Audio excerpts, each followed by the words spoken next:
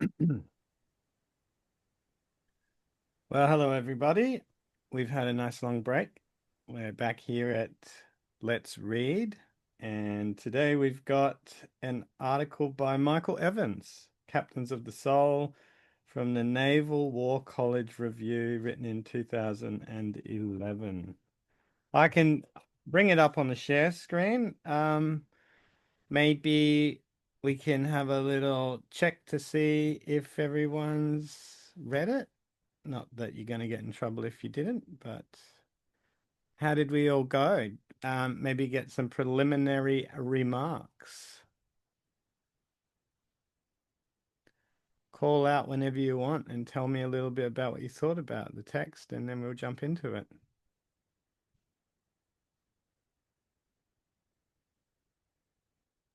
Well, I enjoyed the text, but I do think that the understanding of Stoicism was a little bit on the superficial side. That was my impression. So yeah, I'll be interested to see what others think. Well, that's really interesting. I thought it was really, really well written. Um, Maybe it was, I read it as very much from the perspective of his stated thesis, which was that once upon a time soldiering had a kind of existential archetypal kind of thing attached to it, and Stoicism kind of suited it as a kind of ethical model or whatever. And so I thought, seen through that lens, it was actually really insightful and interesting, and quite a novel way of presenting the material, and very, very well written. I thought he was a great writer. Anyone else? Yeah, I thought it was well written. I enjoyed reading it. And when I sort of saw the title in the initial bit, I thought, oh, this could be pretty grim. Um, just not interesting. But I actually really enjoyed it. I was very surprised by it. Yeah. Wonderful. Did you have a read, Travis? I did. It was a good read. I did like the body and soul part at the start, which was interesting, and just the philosophy of life and the dialogue part of it. But it was hard to go in depth because of the length of the article, but it was interesting just to hear some of those key points. Great. And Catherine? I really enjoyed it. And yeah, a point that I found really interesting was the reference, the sort of cross-cultural reference between Islam being a high honor culture, and yeah, that being a little bit different in our cultures, and yeah, how Stoicism relates to that as a philosophy of character. Yeah, I found sort of those cultural differences around duty and particularly sacrifice really, really interesting. Yeah, that's really cool. Yeah, I found that interesting. Oh, we'll jump straight in. I don't really have any ideas about being the host or whatever you call it. So if you want to jump in at any point, just jump in. But basically, it's Captains of the Soul, Stoic philosophy, and the Western profession of arms in the 21st century. And um, so it's divided into a few sections, three sections roughly, I think. And the first section really kind of frames up what the article's going to be about. In particular, what you said, Catherine, he's got this concern that um, Western democratic militaries are a kind of postmodern, based in the postmodern cultures, he's sort of saying, which has led to a decline in certain aspects of the um, ethical moral code that militaries kind of once had. So it seems that he's saying our parent societies have become sort of less interested in the more existential aspects of warfare and are more interested in um, building a military that has state-of-the-art technology and security capacities. But the problem is that a lot of people are going into the military with a kind of trade mindset, that it's just a vocation, and they probably think of it as any other trade that they can clock off at the end of the day, whereas he's sort of presenting it as the pre-postmodern, like you said, Catherine, the honor societies. A person, I guess, like a priesthood, right, would give their life. It almost reads as give their life to the service of the public good by taking on the mantle of a soldier, and I guess making it their life quest sort of thing. Does anyone want to add anything to that? Did I miss anything?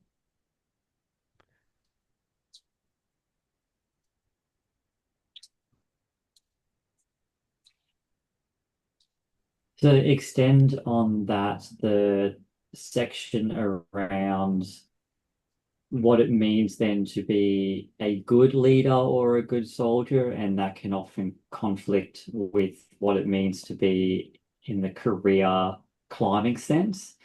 So that was really interesting to look at the ethics behind it all around what's right versus what do you do or say to start getting a promotion, and how that can be very different. That was a fascinating discussion, which Yeah. is quite relevant to how we want to present ourselves today, to be or to do. So it was quite interesting. That's his kind of setup, and he explores that towards the end. So, but basically, I'll just read a little bit from the section. He says, "It is true that all English-speaking Western militaries possess codes of behavior that govern the ethical conduct of their members. These codes tend to cover the law of armed conflict, just war theory, and the importance of upholding humanitarian values." This is on the I better scroll down. Sorry, guys. It's at the bottom of the page. However, such guides, while essential, tend to be rooted in social science, law, and psychology rather than moral philosophy with its grounding in the great humanities. Moreover, while modern ethical codes emphasize institutional rules of behavior, moral philosophy puts in the foreground the development of personal character and the reconciliation of the individual to the social environment in which he or she operates.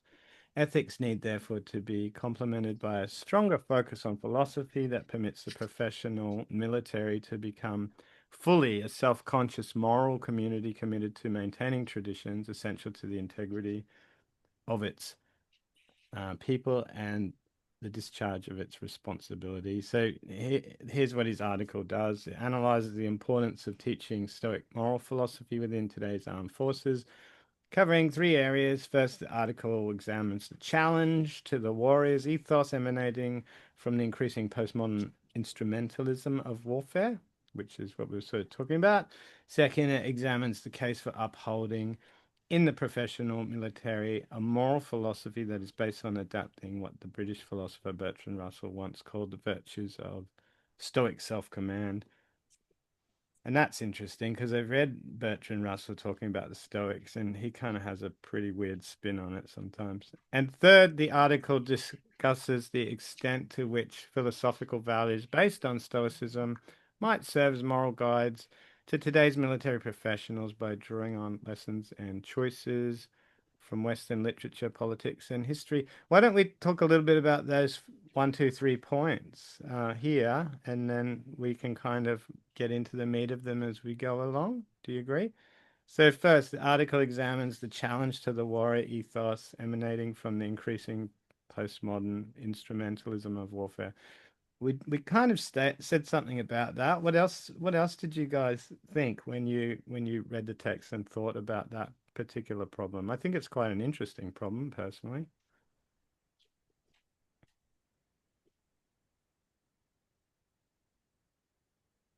Well, yeah, I mean, I think what he's kind of skirting around is the sort of the cultural conditions that we've been probably operating in for maybe 30, maybe 40, maybe 50 years, really. So I think probably what he's, the background to Evan's thesis really maybe started in the Vietnam War, I would say, broadly speaking, when Western governments, for better or for worse reasons, um, were less, well, when Western societies became disillusioned with the idea of just war. There was a great, it was a watershed in terms of cultural acceptance of what it is to actually fight a war. And so probably in the period ever since, and I would say, yeah, that's probably 50 years along the way, as well as the other changes in society whereby the traditional moral framing, such as offered by the church, kind of disappeared as well. So yeah, I mean, I think the military has borne the brunt maybe of the changes in society since the Vietnam War, and yeah, I think what he points to in that sense is a very real cognitive kind of dissonance, which members of the military have to negotiate in terms of aligning their mission with the wider goals of the culture. So yeah, I think there can be no doubt that he's pointing to a real issue there, but he possibly doesn't go far enough in identifying what the backgrounds have been. As I say, probably stemming from the Vietnam War, I would say. Yeah, interesting, good. He says also here, a loosening of ties to both society and state. It's just in this section here.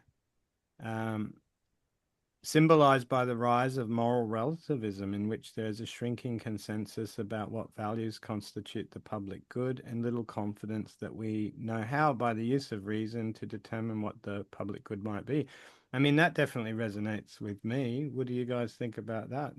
It's definitely a sense there, isn't there, that we don't really trust our politicians, our leaders, to direct us fairly and justly, and that they have a sense of the public good, and the moral relativism side of that too. We live in an increasingly pluralistic society, don't we, where we say, well, my ideas aren't necessarily any better than anybody else's, and obviously that's really great for a lot of things, but when it comes to this sort of a problem, it obviously contributes, doesn't it?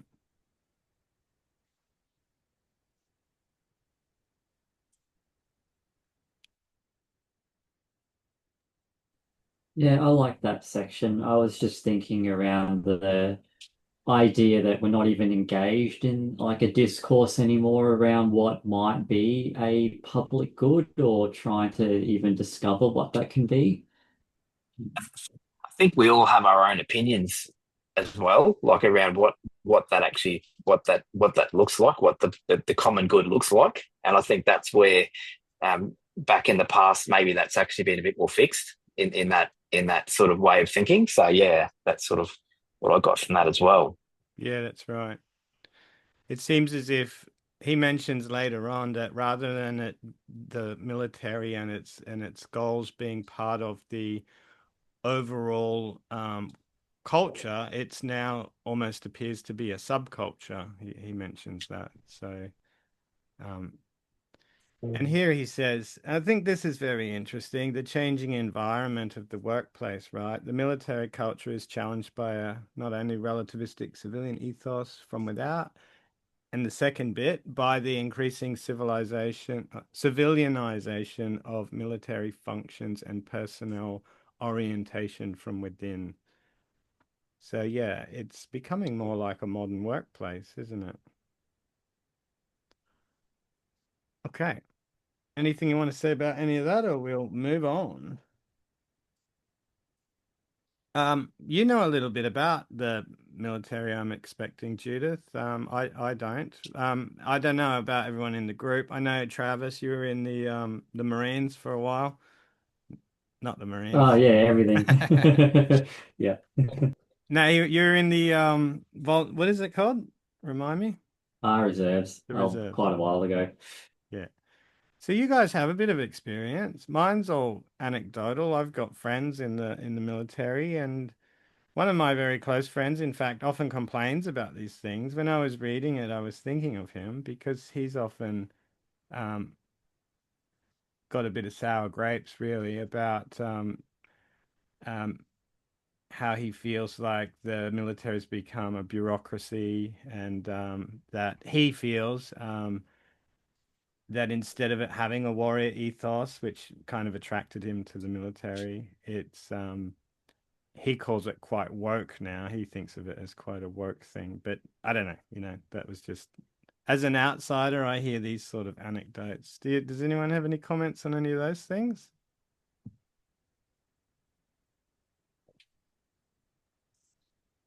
I'll take that as a no. I, I Oh think no. society, I think, I think society in general has softened. So that wokeness is probably sort of, it's only a matter of time before that would filter into the military, I think.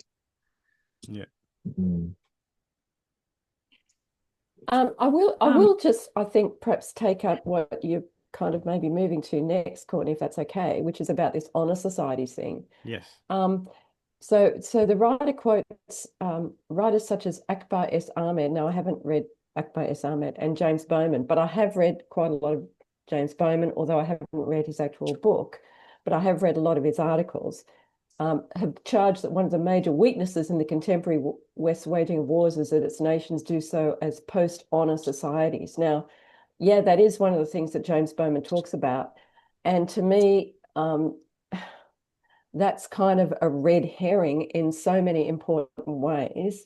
Oh. And maybe we'll kind of come back to that as you've kind of flagged it, Catherine, as one of the things you're interested in. But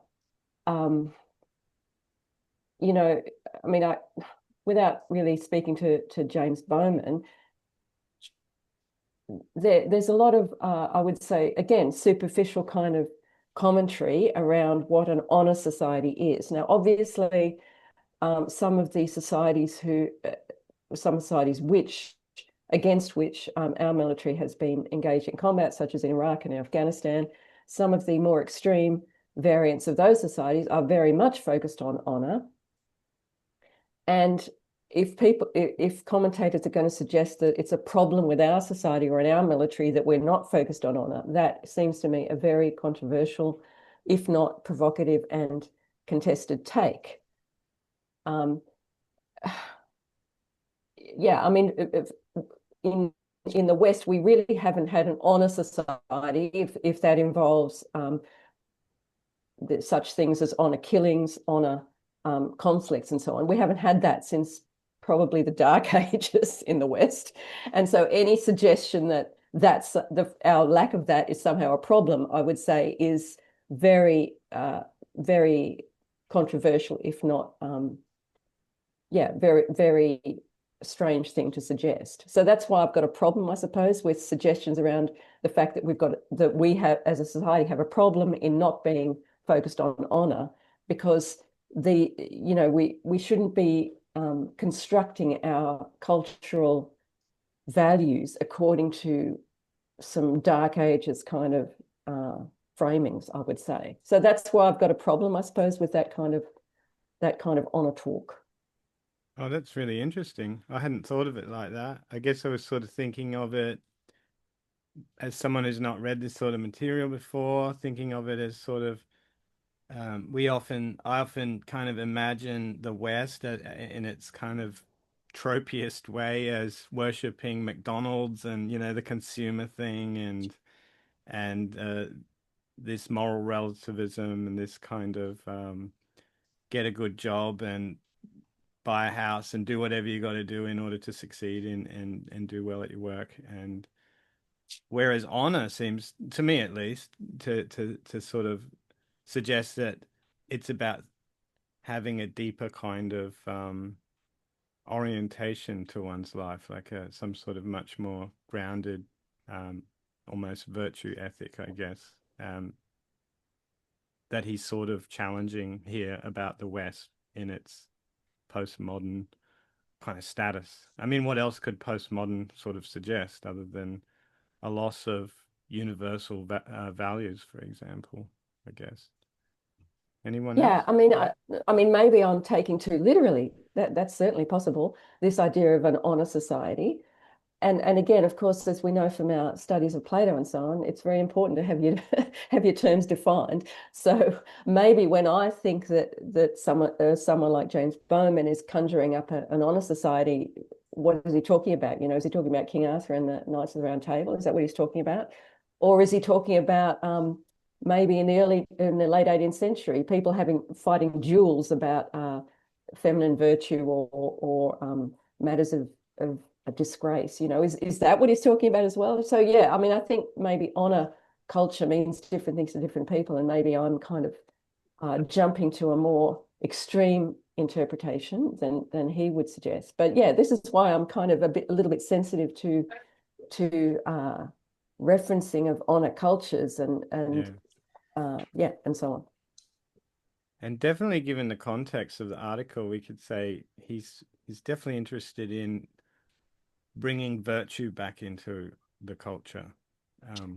He's recommending the Stoics as a kind of good example of how you might use philosophy to bring a kind of virtue minded perspective into society. And obviously saying we don't have that. We're lacking that. We're not particularly courageous anymore or value it. We're not particularly temperate anymore, or perhaps even value it, and so on. Maybe that's what he's sort of getting at too. I mean, anyone else see it differently or have a different spin on it?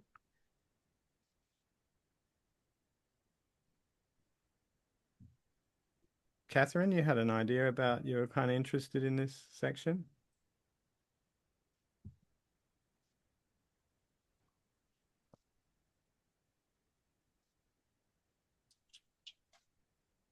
You're on mute.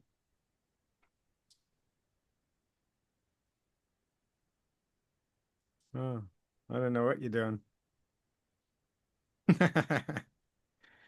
Technology, huh? Oh, you've muted yourself.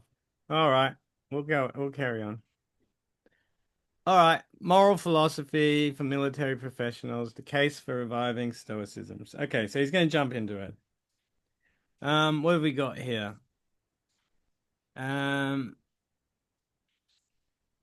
So if there's a growing incompatibility between the norms of an evolving postmodern era based on instrumental rationality and the values of a professional military ethos based on existential meaning, we clearly need to reinforce the philosophical inner selves of men and women in the West's armed forces. So his article is going to argue that the most effective philosophical tradition for those in military uniform is that of Stoicism, the moral philosophy of the ancient Greek and Roman Stoics, as taught by such great thinkers as Epictetus, Seneca, Cicero, and Marcus Aurelius, offers an effective path for those who seek to understand the existential character of the profession of arms. Well, that's pretty neat. What do you think? I know you thought it was a little bit superficial, Judith. What do you think about that sort of statement? Yeah, I totally agree, right?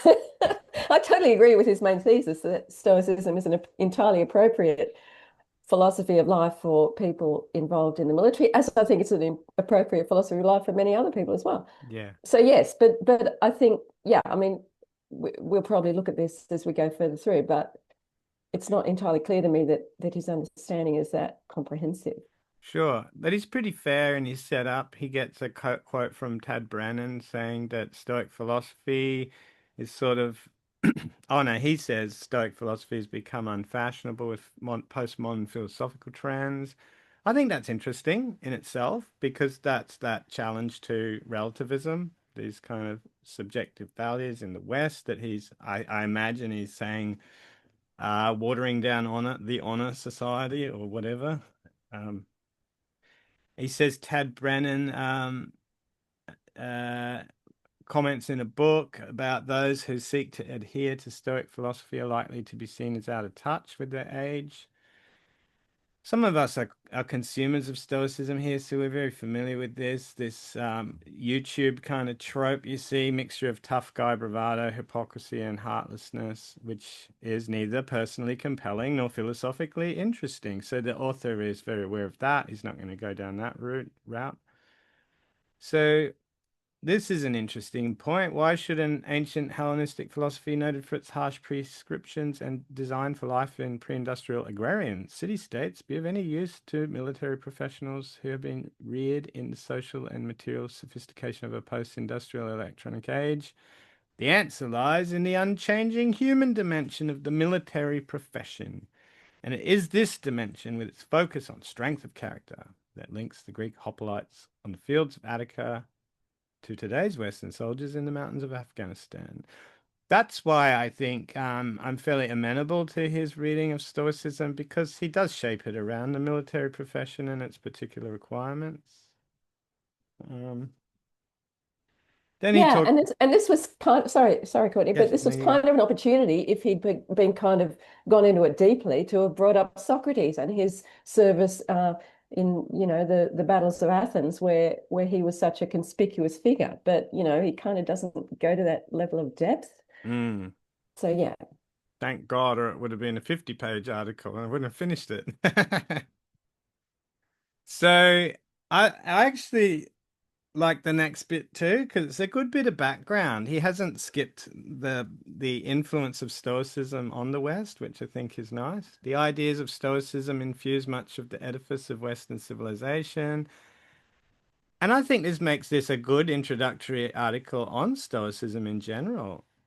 So this debt is evident in the writings of such towering intellectual figures as Montaigne, Pascal, Spinoza, Descartes, Kant, and Hume. Moreover, sorry, Courtney. That's yep, just name checking, right? That's we can all tick off a list of famous names. fair That enough. doesn't take much. Yeah. So yeah. Okay. Moreover, Stoicism in some form infuses much of Christian theology from St. Augustine through Thomas A. Kempis to the Flemish philosopher Justus Lipsius.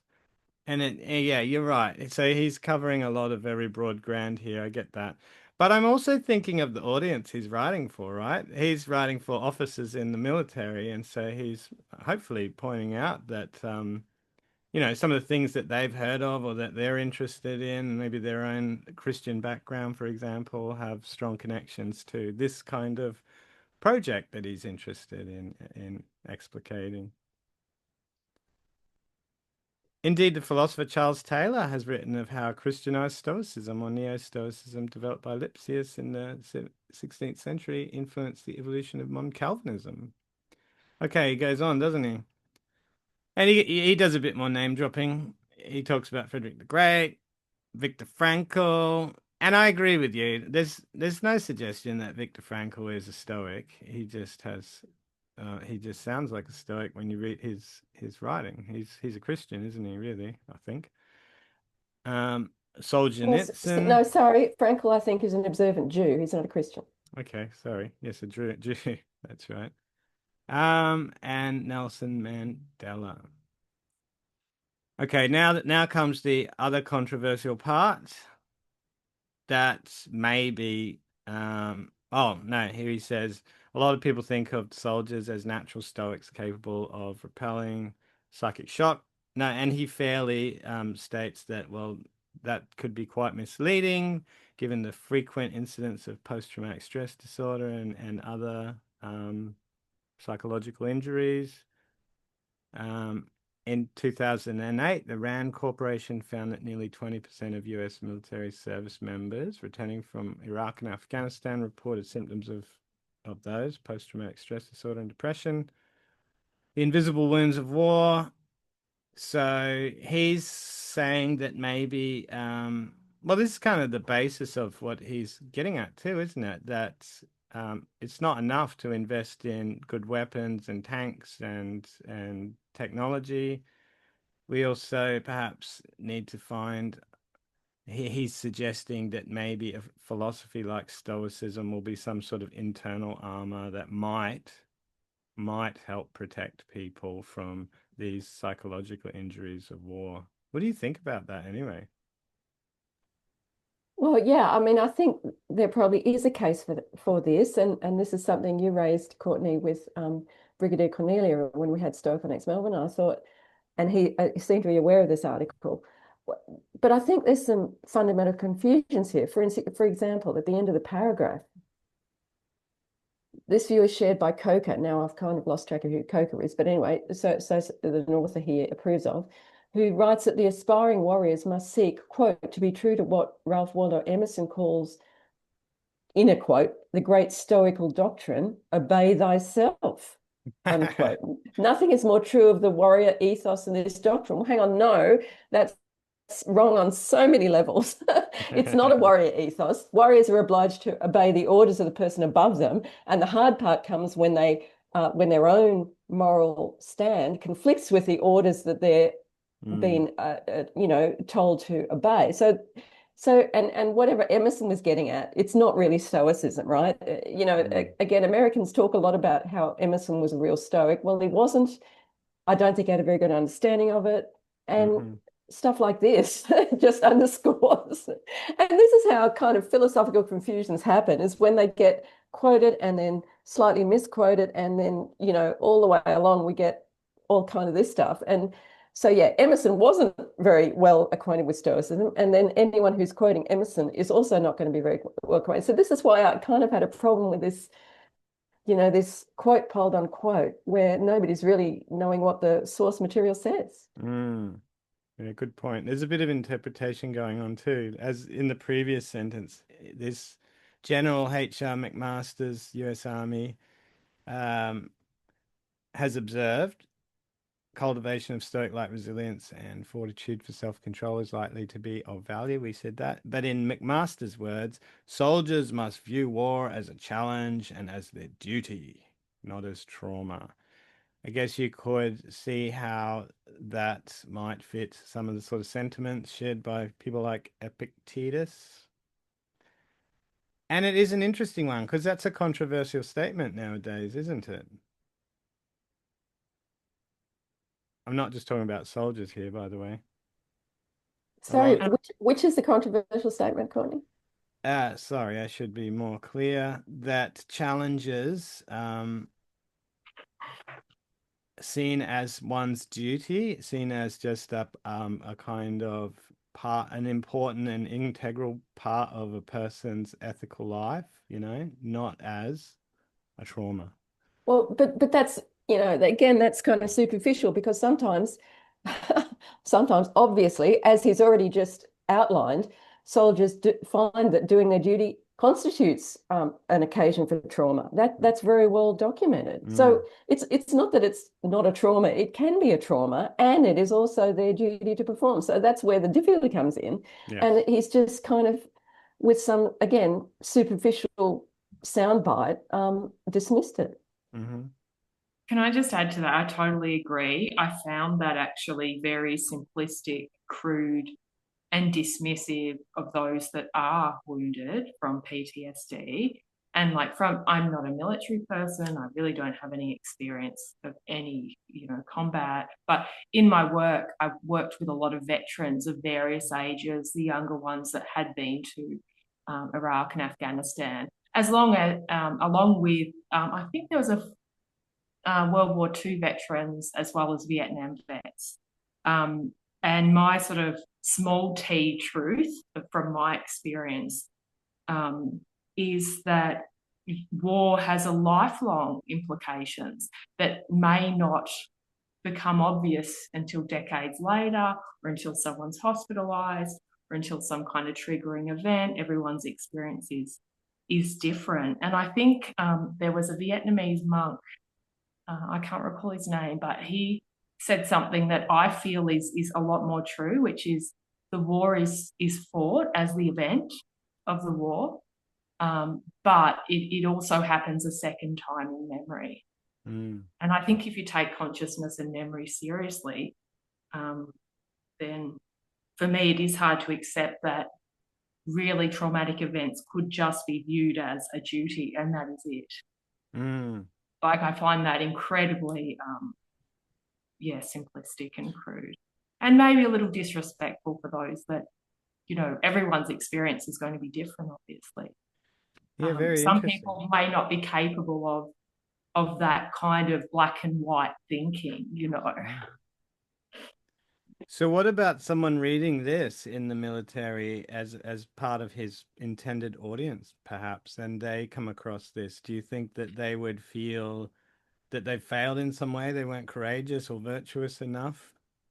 Yeah, because I think that the kind of meta narrative or ideology of the military is about sacrifice, and it is about the collective rather than the individual. And I think that that sort of goes along with that sort of idea, doesn't it? That it is about more than the individual, but it might also then negate the individual experience. Does that make sense? Yeah, definitely. This is why it's good to talk through these things, because yeah, it's quite easily to get pulled into. It's easy for me to get pulled into the kind of romantic side of this, but you're right. There's definitely a much more realistic kind of element to it. It's making me think if his audience is young men too, it might actually this way of telling things might actually play into that kind of heroic narrative that young men kind of find attractive too. So there's that side of it also, isn't there? Yeah, and just I mean, I know I've mentioned this book before that I really recommend. It's called Achilles in Vietnam by Jonathan Shay. Mm-hmm. And he takes very seriously. In fact, one of the main subject of his book is moral injury. And that's a situation where, for example, a soldier has been told to do something, that's his order to carry out, but it's resulted in, for example, the deaths of his mates or a catastrophic impact on civilians. And then the soldier experiences what is a really serious moral injury. And you know, you can't just kind of turn around and say, oh, well, you were just doing your duty. No, that the impact is on that person as well as on the other persons involved. And that's going to be something that they have to try and understand and place in their worldview. And that's what Jonathan Shay, who was a doctor who worked with Vietnam vets, tried to do with this book, this wonderful book, which, you know, we should read. I keep saying that. I've been saying it for some time. But yeah, he doesn't take lightly. You know, that's what I find so strange about this statement from Brigadier McMaster. Soldiers must view war as a challenge and as their duty, not as trauma. Well, hang on. They don't have any choice about that, you know. And for some of them, it will be both. It will be their duty. They did their duty, but it resulted in them and or their mates and or civilians and or the enemy, resulting in this life-changing trauma. You can't just dismiss it in a soundbite. That's what I found so strange about this.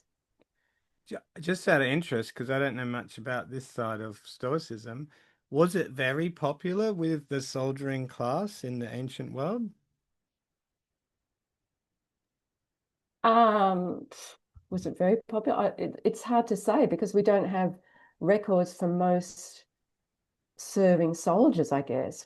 Our records are very, of course, fragmentary. Because this is the sort of suggestion he's sort of making, isn't he? Yeah, but again, that kind of reflects a fairly superficial understanding, because more to the point than Stoicism, ideas around virtue, courage, wisdom, self-control, and justice were part of culture. They weren't just part of Stoicism. Stoicism was one sort of hyper developed form of Roman and Greco-Roman virtue, but it wasn't the only form. And so most Roman soldiers and Greek soldiers would have grown up with ideas around that. So it wasn't just Stoicism. And this is, again, something people tend not to recognize. So, yeah, your average Roman soldier would have understood about the four cardinal virtues. They wouldn't have necessarily called it Stoicism or been allegiant to that particular school, but they would have grown up with it. It was cultural. Great.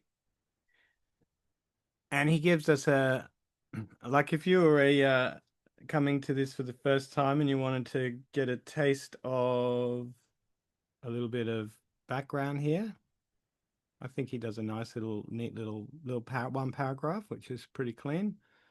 Stoicism is a school of ancient philosophy founded by the fourth century BCE by the great thinker Zeno of Citium and systematized by his successors Cleanthes and Chrysippus in the 3rd century.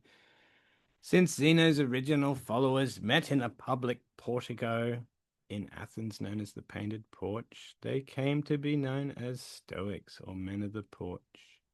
The Stoic doctrines that have been bequeathed to the modern world represent a powerful method of reasoning involving the rigorous cultivation of self-command, self-reliance, and moral autonomy, a system in which an individual seeks to develop character on the basis of the 4 cardinal virtues of courage, justice, temperance, and wisdom. Okay. And then he gives us a little anecdote or example. Peter Ryan gets shot at by the Japanese and becomes a shuddering mess of demoralized terror, he says, until he recalls the teachings of Stoicism.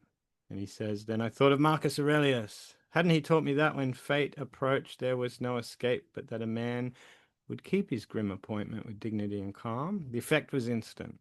Certainly I still felt great fear, but I was no longer abject. It was this recovery of self-control and self-respect that preserved me through all the testing months in the New Guinea bush that lay ahead. And he then talks about James Stockdale, who survived 7.5 years of systematic torture and confinement in the Hanoi Hilton. And I recall from one of the lectures I went to some time ago that as his plane was crashing in Vietnam. Was it a plane? I think it was a plane. As it was crashing in Vietnam, he thought he was entering the world of Epictetus or something like that. That sounds familiar, right? So when he got back, obviously Stockdale was very impressed with how he thought Epictetus's philosophy helped him deal with the challenges of his situation. And apparently, what does it say?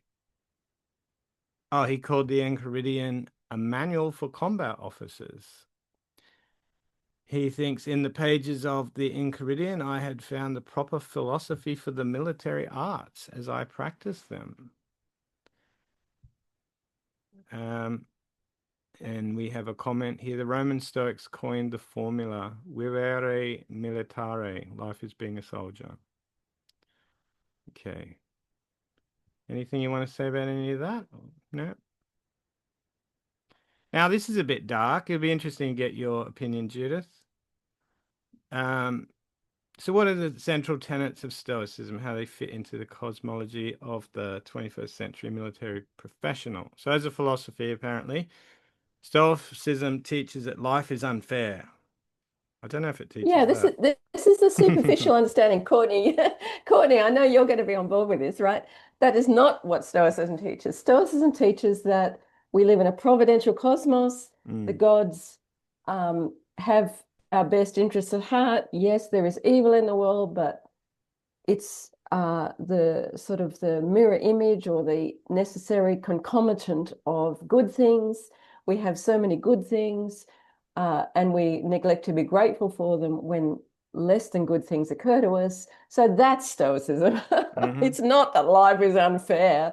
I mean, that again, isn't that just again a superficial take, which if the author had thought about it, would be kind of, you know, it would be exactly of the culture that he identifies at the start of the paper that we live in, where people, you know, they think things are unfair. They complain about stuff, you know. No, that is not Stoicism. Stoicism is something quite different from that. And it's kind of how Boethius starts, right? Life is unfair. Why am I in this situation? And he has to work through it with Lady Philosophy to realize, well, it's not unfair. We have everything's perfectly okay. But I guess yes, you're right. And I can't imagine that he really believes that that's what Stoicism is saying. So it gives it a rhetorical flair, doesn't it? It's designed to convince whoever it is. I imagine I've heard this gets offered to officers during their officer training. So, you know, but it's so inaccurate. That's what gets me. It's 180 degrees wrong. So Okay. why would you then say that this is what Stoicism is, What do you think as about a this philosophy, statement? Stoicism teaches that, There is no moral economy in the human universe. That's yeah, that's pretty literally far out. 180 degrees the opposite of what Stoicism is, Yeah. It's like, really? How much of you, and that's what's so frustrating, is that there is a good case to be made. He's just not making it because he has the fundamentals wrong. Well, when he does that, unfortunately, he makes it a dualism because he's saying, well, morality is inside you, but not in the world, and that would be a pretty gross violation, I think, of.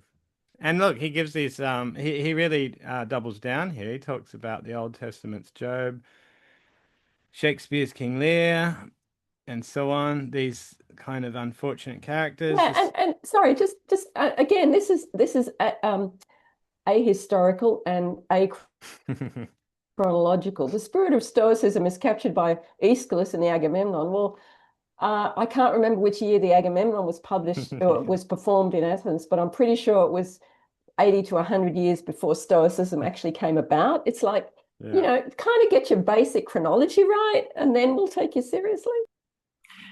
But do you think that may be within the context of the military, romanticizes perhaps, that the idea of the soldier that will just obey orders?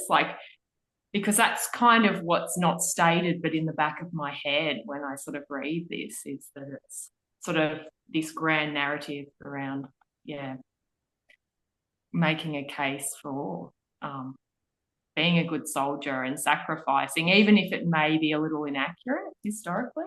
Yeah, maybe that's right, Catherine. Maybe, but I don't think that's a good thing, right? No, I agree with that. His point is yeah. Maybe he is. Maybe he's kind of providing a framework to justify a lot of the, less than ideal outcomes around what soldiers do and what they have to do and what they're expected to do. So yeah, I mean, maybe you're right, Catherine. Maybe he's kind of providing a structure, whether or not it's well grounded, but that's what he's doing. Yeah, maybe that's his aim. Maybe his aim is not to be accurate, but more to be Yeah.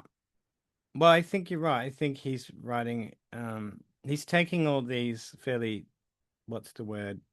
There seems to be a family resemblance in the things that he's taking with some aspects of Stoicism, and when he puts them together the way he does, it's kind of a blow after blow that seems to build a case with all this evidence, and he ends up then being able to say quite controversial things, like, for example, the last line here. The absence of a moral economy outside the workings of our inner selves means that in the Stoic catechism, there is no such category as victimhood. Okay, before we freak out, there's plausibility in this idea of victimhood and the Stoics having a problem with that. But the way he set it up, it's kind of he got to that idea of victimhood in a very unhelpful way, and it would seem if that you were a person in the military who had who was struggling, you would suddenly feel quite disempowered by his approach here, wouldn't you? Yeah, although you're right. That's exactly right. He hasn't really set it up properly or kind of authentically. But then he says at the top of page 37, Stoicism is thus about empowerment by perception. Okay, that's an okay kind of summary. A cultivation of an invincibility of the will. Yeah, I don't like that will thing, but anyway, by minimizing personal vulnerability through a mixture of Socratic self-examination and control of the emotions. All right, well, we'll have to give him a pass on expressions like control, because that's where he's at. Although I wouldn't put it that way, but yeah, he's kind of getting there almost. Yeah. He's touching on some touchstones, but even control of the emotions is fairly inaccurate. What is he suggesting, that we can kind of control our emotions? I mean, it doesn't quite Well, work that way, does he's it? kind of missed the point, and something that you're very strong on, Courtney, and that we have been in this group is that Stoicism is around cognitive judgments of what a situation is and interrogating our initial judgments to refine them and improve them. And the whole principle is that once we have arrived at an accurate cognitive judgment about a situation, then we will have an appropriate reaction to it or response to it. So it's not about control of the emotions so much as it is about making better judgments of our situation. And you're right, it's kind of dangerous if he is writing for a young audience of young officers thinking about controlling their emotions now, you know. So Stoicism teaches concentration on what individuals can control. Okay, so again, we're getting into kind of what's the word? Controversial areas when it comes to the actual theory. Pierre Hadot calls the cultivation of the inner citadel of the soul. Stoicism's four great teachings may be summarized as the quest for virtue. Okay, that's okay. As representing the sole human good, the understanding that external goods do not equate to human happiness. Yeah, sure. The belief that a good life strives to control emotions to enhance reason. Okay, fair enough. And actually, no, sorry, that's 180 degrees wrong. Strives to improve reason to arrive at better emotions. Yeah, that's better. And the conviction that virtue consists in knowing what is in one's control and what is not. Again, it's tricky. It's a bit more complicated than all that, isn't it? But you know, he's not doing a bad job. I guess you would look at a lot of introductory Stoic texts and they would say pretty much the same thing, wouldn't they? Okay, so where are we up to? For this, the quest for virtue is the sole human good. Okay, so he's broken these down into four different things and wants to discuss them. What do we got here? He's kind of continuing with his same pattern. He's picking out some references from history. He quotes Simone Weil here, who we know is not a Stoic.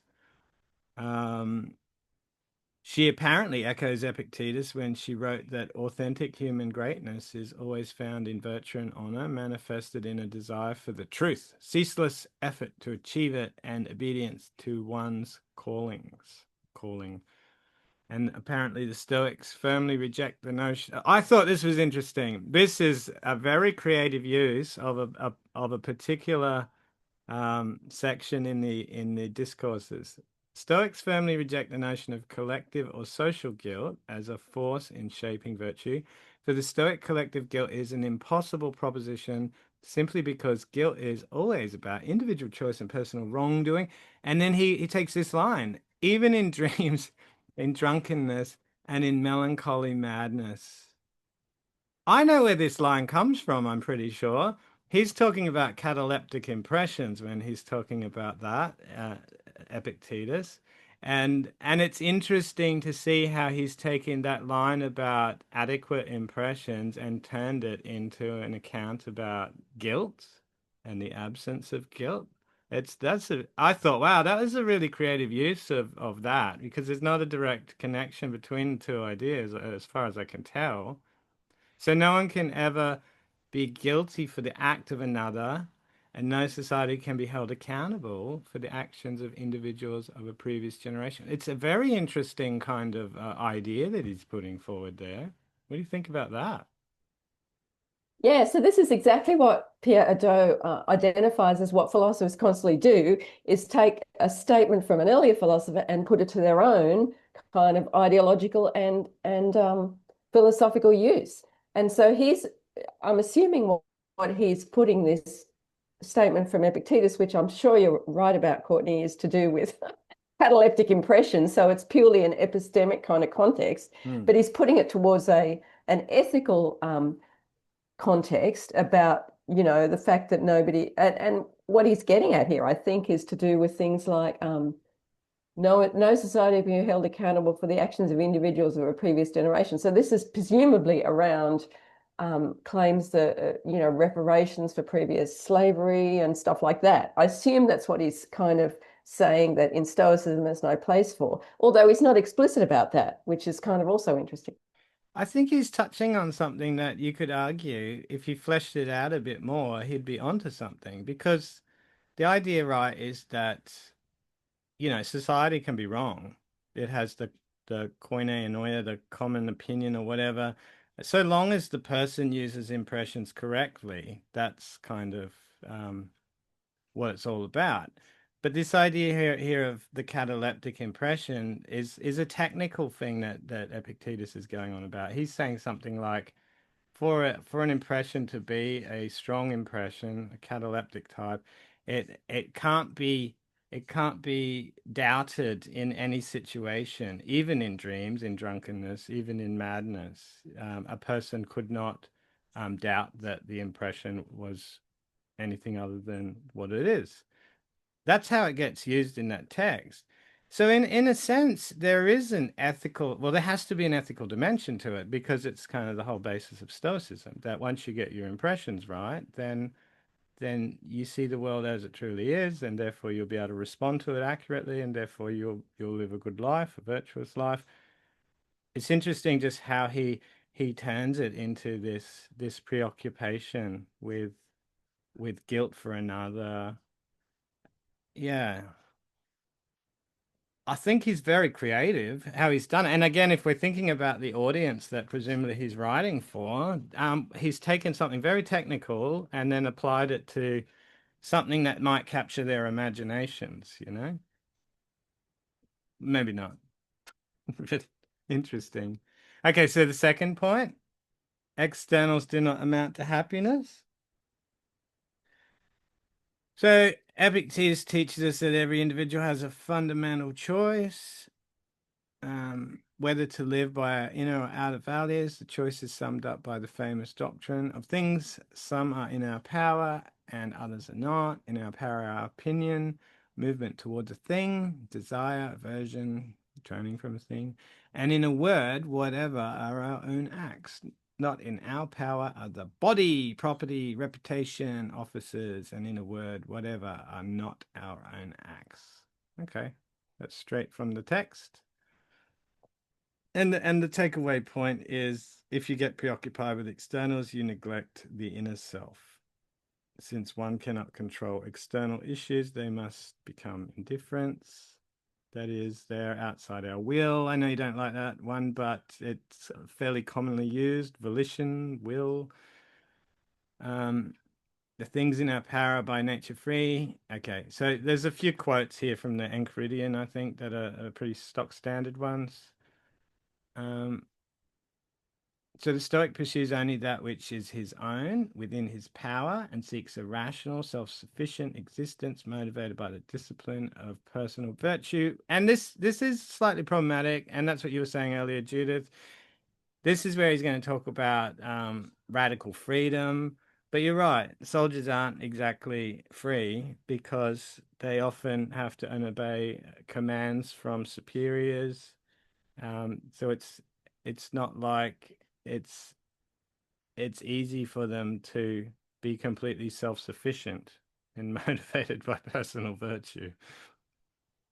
Yeah, 100%. And also, the whole basis for their role is as a collective, right? They're a collective being in their force, also on acting on behalf of a collective, which is the state, which is the people. So in a sense, they're not free agents insofar as they are acting in their roles. So yeah, it's kind of not really that relevant, really, when you think about it. They've got to subordinate what they've got to subordinate their own will, since we're using that term, to do what their role requires. But again, this is where the author could have referred to Stoic role ethics and the issues around that, but he doesn't do that either. So it seems to me that he's missed an opportunity there to explore that. Yeah.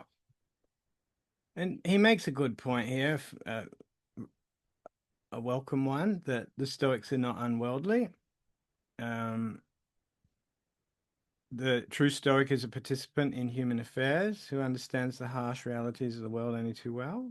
It is not for nothing that Epictetus compares the Stoic's life to that of the discharge of military service to the highest standards. Do you know that life is a soldier's service? So too it is in the world. Each man's life is a campaign, and a long and varied one. It is for you to play the soldier's part, do everything at the general's bidding, divining his wishes, if it be possible. Great use of a metaphor to kind of, you know, do the work you need it to do. And this is Yeah, the but that's it. He's just presenting one side. He's just, I mean, again, Seneca has so many messages in his letters, but he's just presented one aspect here. Again, I mean, I suppose he could, he's not in the business of presenting a whole overview of Stoicism and military things, but he really is so selective and kind of he doesn't interrogate these passages. He just puts them out there. He goes blur. This is what Seneca says without any nuance. Yeah. I guess, in a sense, this is the problem you see with modern presentations of Stoicism, because he's broken things down into, say, the four main features, and then he does the 8 takeaway lessons, and then the seven moral principles, so that it can be neatly packaged, right? Okay, the next one is striving to control emotions is the essence of rational activity. Okay, what does he say about this? Do you want to pick out some bits from there, Judith, or someone else? Well, the heading there is completely has it the wrong way around, right? So Stoicism promotes refining our rational activity and optimizing our rational activity so that we optimize our emotional response. But he's got it the wrong way around. So striving to control emotions is the essence of rational activity. No, that's not exactly how it is. But again, so Yeah, and this but concept again, of free will. I have no problem. Yeah, I've got no problem with in quoting Stockdale. I haven't read Stockdale myself, and we probably should do that. And if Stockdale talked in terms of the will, then fine. That obviously was useful for him in a kind of existential crisis. So yeah, it's far from me to say that's not accurate or not right. So yeah, he used that, and obviously that worked for him. But he kind of the author here, Evans, kind of mixes up Epictetus and Stockdale, which I don't think is very helpful. So, sorry, Courtney, do you want to just scroll down a bit? And actually, he seems to bring in Seneca here as well. So, yeah.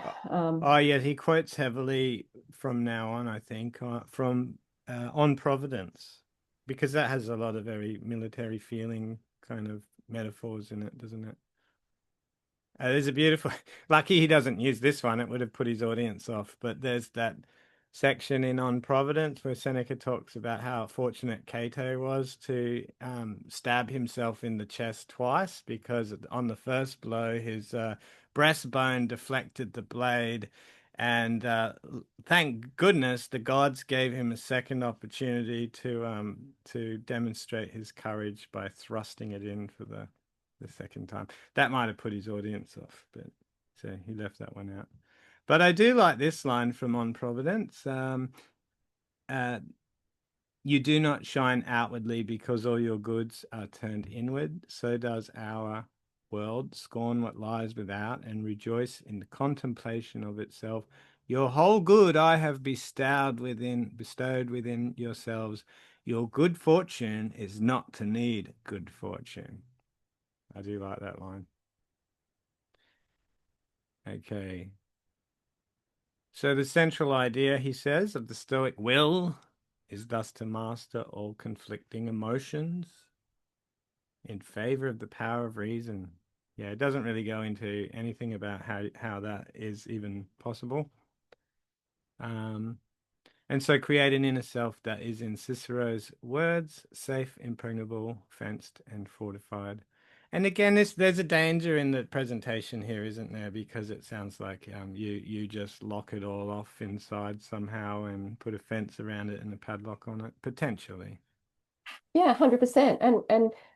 It kind of completely misses the whole cosmopolitan aspect, the communal aspect, the eukaryosis aspect, all those things that are just as important as anything else. So he seems to have missed that part of the equation. So virtue comes from knowing what. Oh, sorry, Catherine, you go. I just want to say, I know you referenced sort of the toxic masculinity. I'm not sure on the exact wording that was said earlier, but he's kind of almost in a more nuanced way going down that same path. I feel, I don't know what you guys think, but yeah, it just Yeah, he's kind of sort of ideas of doing it, but in a more yeah.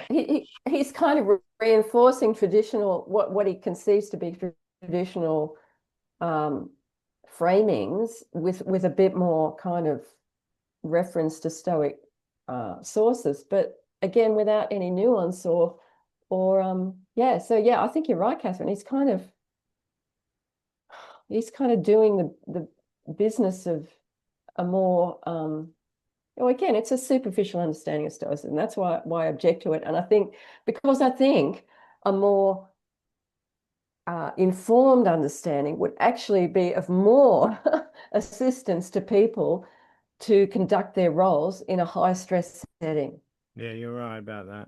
I think that the issue too is because of his original setup, right? If he's talking to a group of young officers, he's saying, look, in our society today, people are just treating this as a job. It's not a job, it's a duty, it's a calling.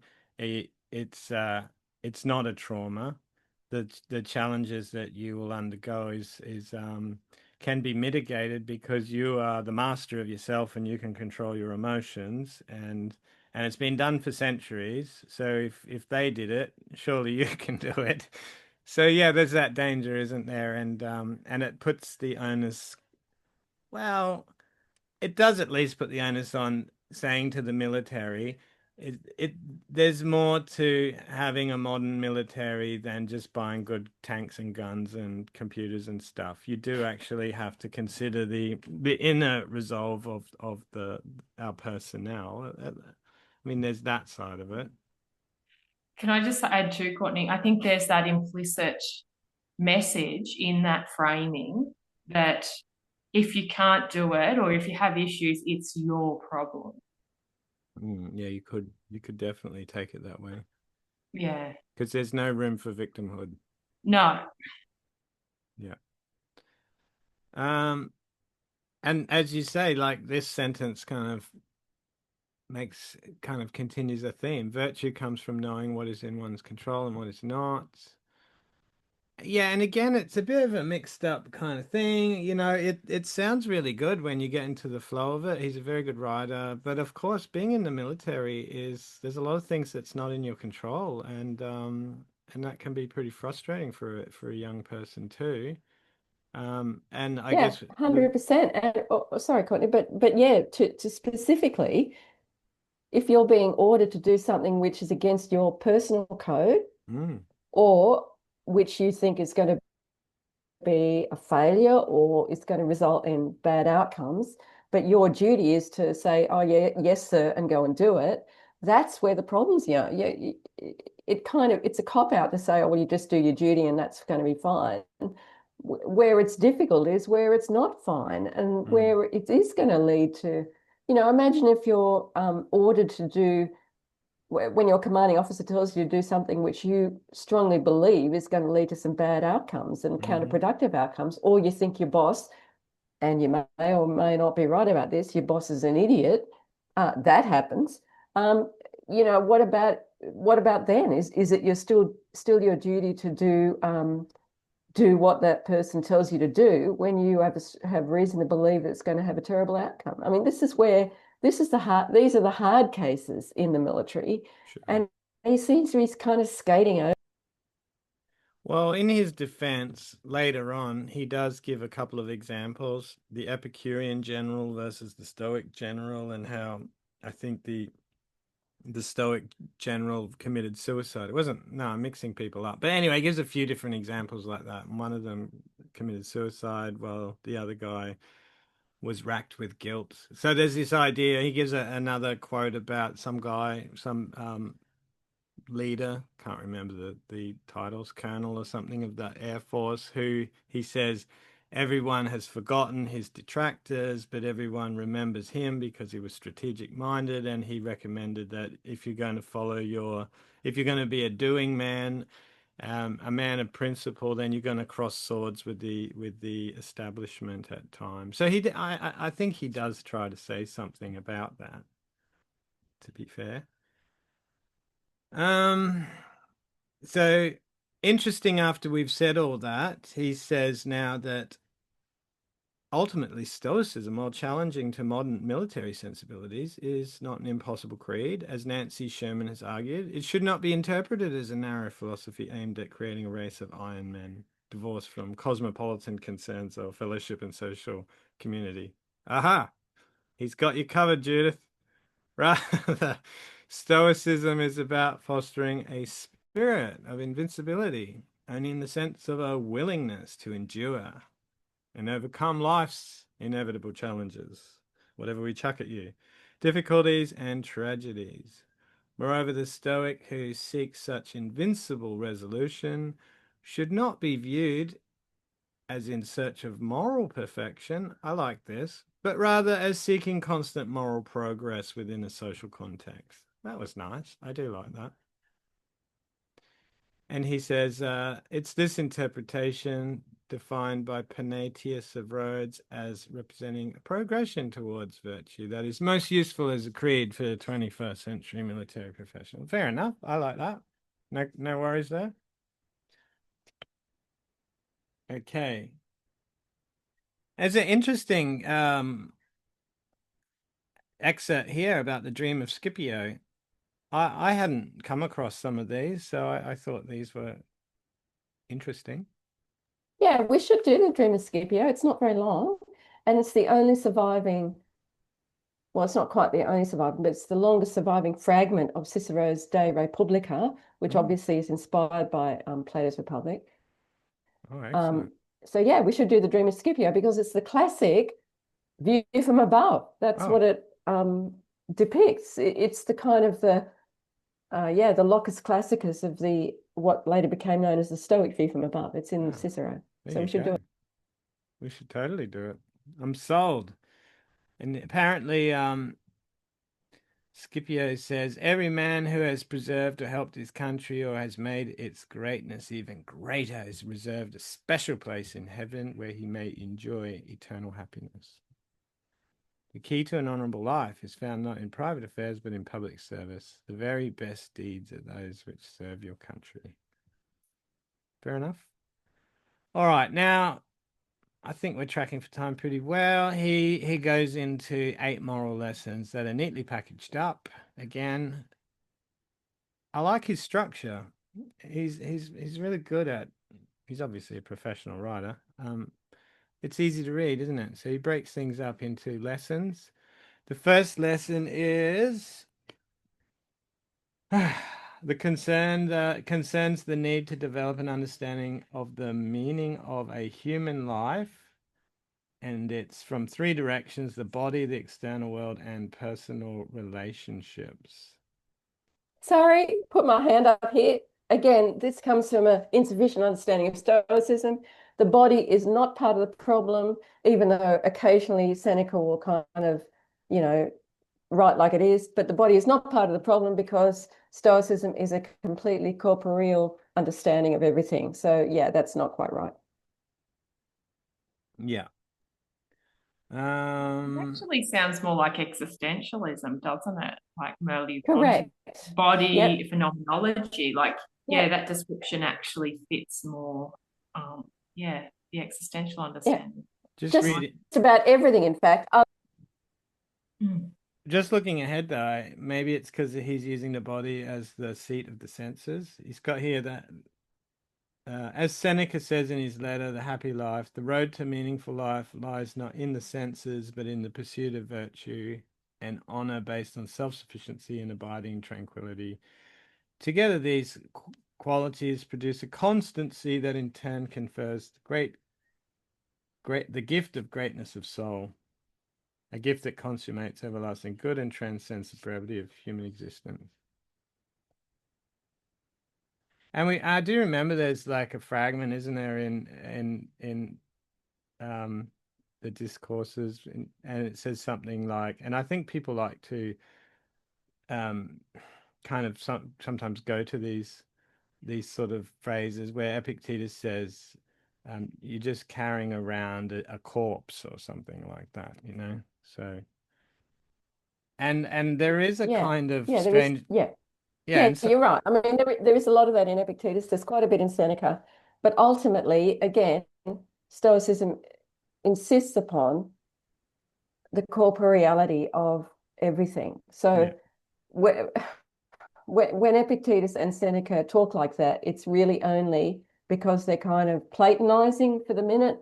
They're, ultimately Stoicism insists upon the corporeality of everything, and the body is not a problem as it is as no. it kind of is in Platonism, and obviously in Platonizing Christianity.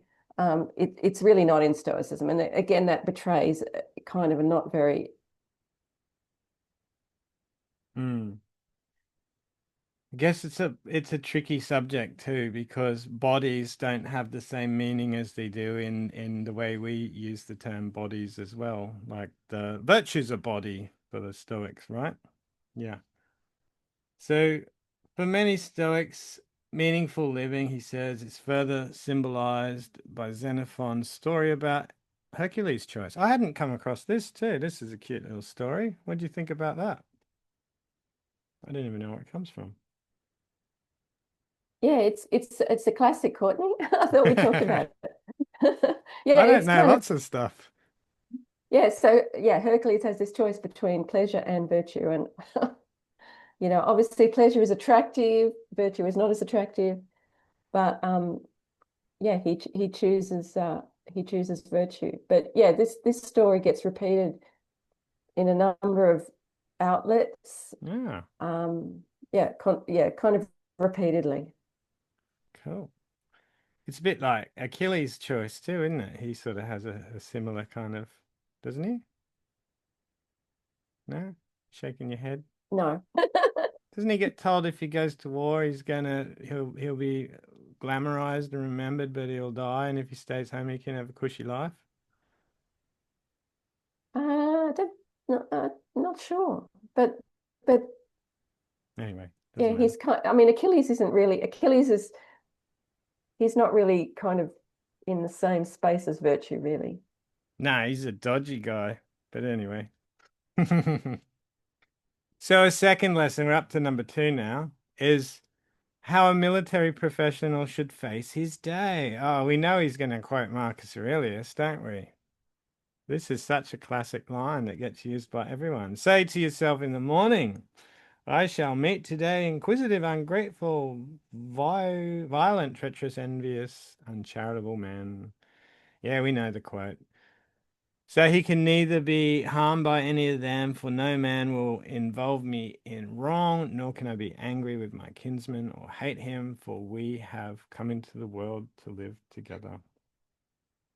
And so this is an opportunity for the author to kind of take a broader view, as Marcus does, and talk about cosmic nature.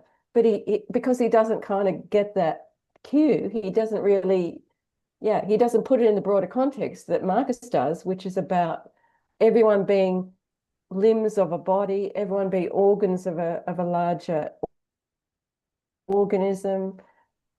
Yeah, and if you don't have that kind of perspective, it's. Yeah, I agree. You keep muting yourself a little bit early. I always miss the end of your sentence. But I wonder if there's a reason for that. Maybe there's a kind of a tension between the cosmic view and the military life that he's trying to sell to his audience, right? Otherwise, I'm sure he'd include it, right? So the third lesson of great value imparts the central tenet of Stoicism, namely knowing what one can control and what one cannot control. That came up on the Facebook thing the other day again. I was quite interested in that one getting rehashed again, but yeah, it's an interesting one. I think on the surface it's fine, but it's a lot more complicated than all that. It takes a lot of unpacking that idea. Obviously, it's not about focusing on what you can control. The silly thought experiment that gets chucked around is the one where the school shooter can control what time of day and what kind of gun and how many bullets he has and so on. Judith is narrowing her eyes. You haven't heard that one? This is one of the straw mans for this argument. It's obviously got more to do with the kind of character you have than the kind of choices that you could make. So what's actually in our power is not necessarily all the things we can control. It goes a bit deeper than that. It focuses on the understanding of one's proper relation to things and what one is and so on. So yeah. And again, it brings up the same old problem, doesn't it? That if you're a military person, there's a lot of things. Yeah, you can be put in situations that that could very easily compromise your what do you call it? Your inner moral compass. And you're kind of required to do it, or you can be probably punished, court-martialed and the like, I imagine, right? It's interesting. I know it's probably not polite to talk about, but listening to the radio, I heard that reporter who investigated what's that guy's name? Ben Smith thing. And that just sounded so toxic, that whole culture that was going on in there, apparently, according to the way it's presented by the media. I mean, I don't know, but I wasn't there. But it kind of ties into all this, the way that good men apparently really had no power to do anything in that situation, as it's presented. I don't know what you guys think about that. Yeah, well, I mean, without commenting on that particular case, yeah, obviously, and there's a certain extent to which history is written by the official accounts in the end. So, for example, he gives a case from Charles de Gaulle. So in this passage, and again, it's very summary, right? France's disastrous defeat of 1940, de Gaulle lived those tenets first as leader in exile, blah, blah, blah. And that's a very summary kind of picture. So yeah, it's very easy to get the kind of the big picture without the nuance and the difficulties of the decision making along the way. And I would have thought that if there's going to be any use, Stoicism might help you with the decision making along the way. Yeah.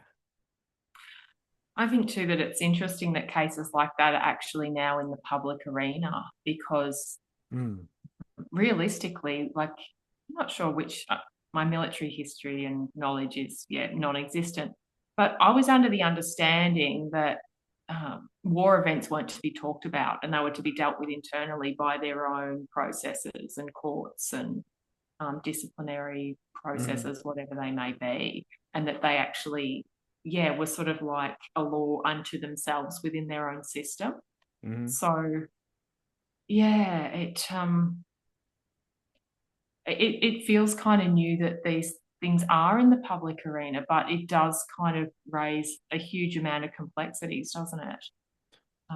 And it makes you think. I wonder how this author thinks about those sorts of events. Like, I kind of get the feeling he would probably be more comfortable in preserving the integrity of the military if if there was no access to the kind of scandals that go on sometimes in these institutions. Remember the Jedi one that was going around for a while, and then there was there's been a whole series of things where whistleblowers come out and contact the reporters, and that's probably never happened before. So yeah, that's another thing that's changed the face of the military and aroused suspicion, which might look like a movement away from honor to a more postmodern perspective of moral relativism, or is it just that people won't put up with those sorts of things anymore? I don't know. Now that there's an avenue for people to expose injustice in institutions. I don't know. Like it's not so straightforward, is it? But I don't think justice is ever delivered within the justice system.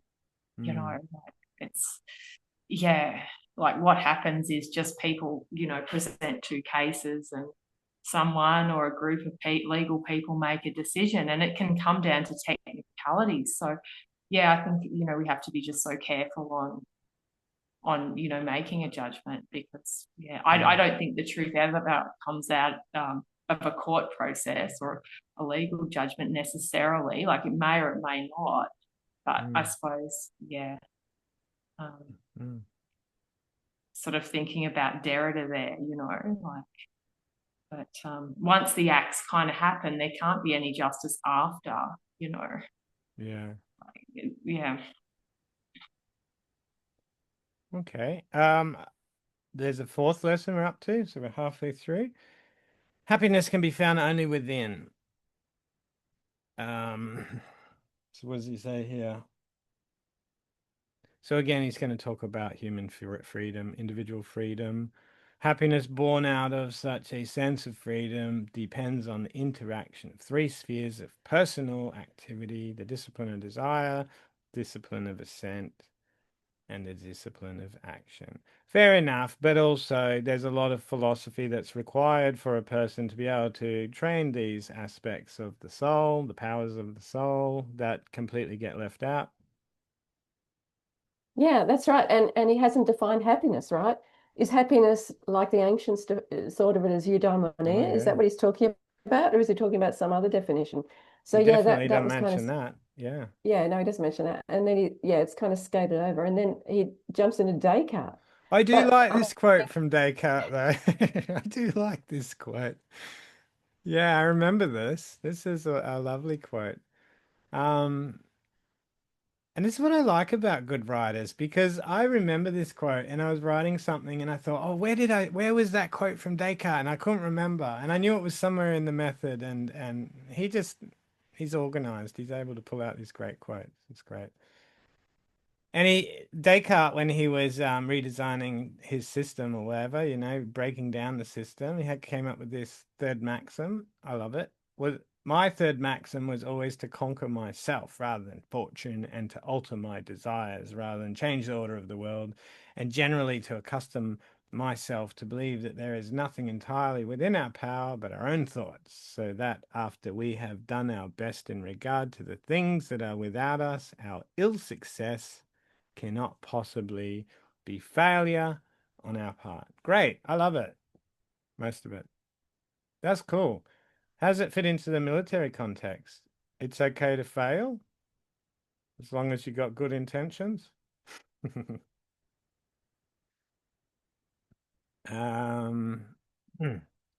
So apparently this is the secret of those philosophers. Sorry, this is Descartes' conclusion. Is it to be found? Sorry, the long exercise and meditation often repeated in it, concludes Descartes, is to be found the secret of those philosophers who in ancient times were able to free themselves from empire or fortune, or despite suffering or poverty, to rival their gods in their happiness.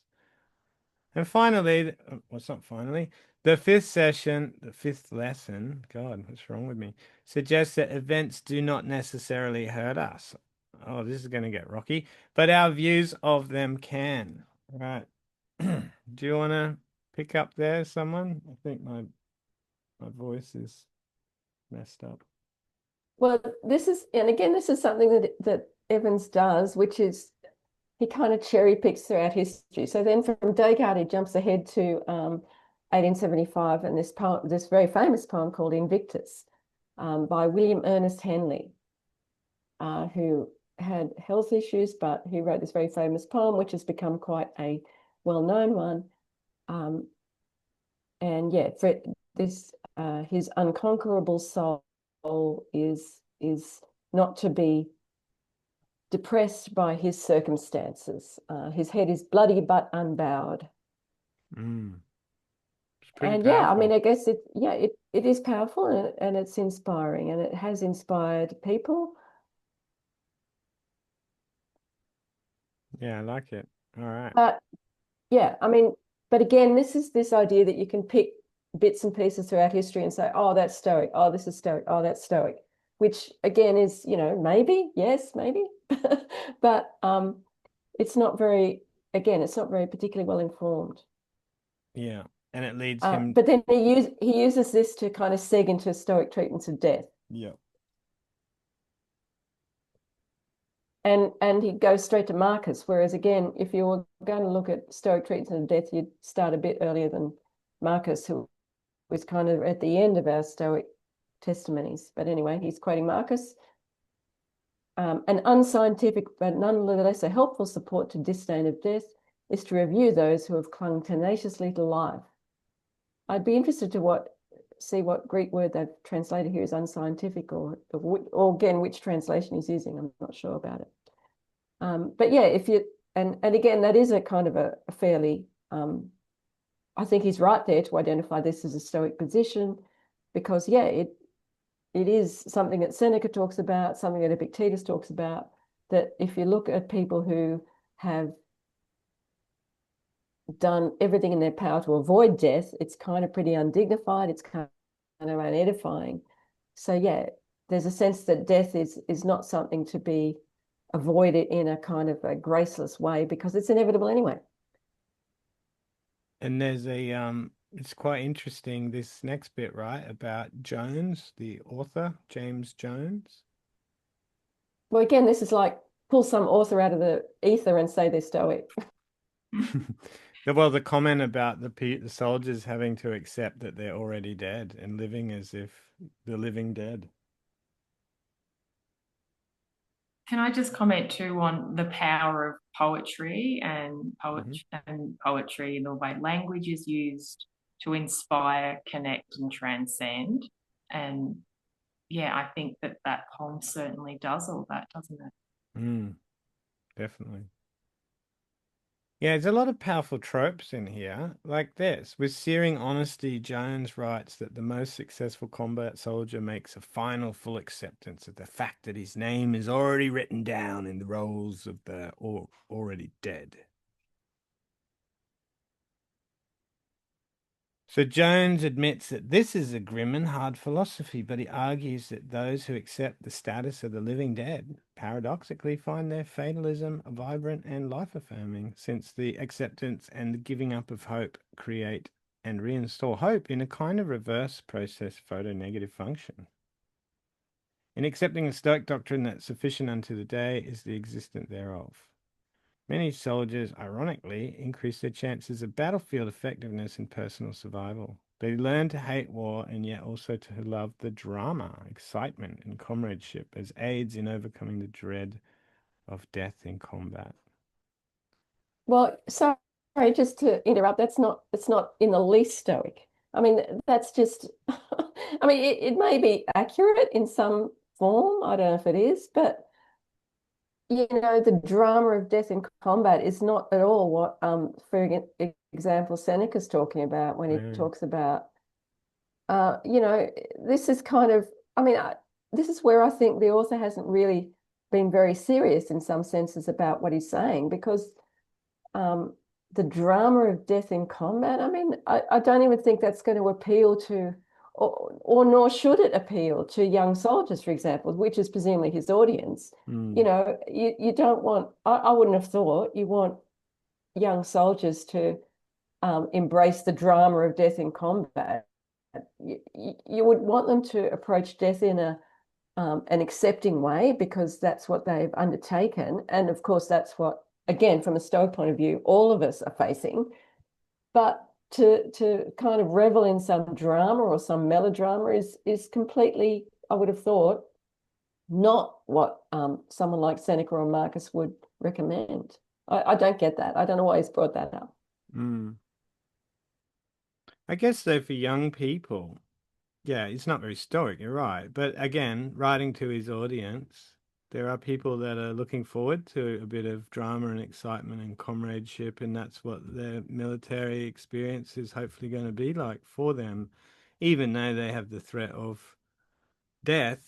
It's a very real thing. So, yeah, I guess again, it's well written for a certain audience, isn't it?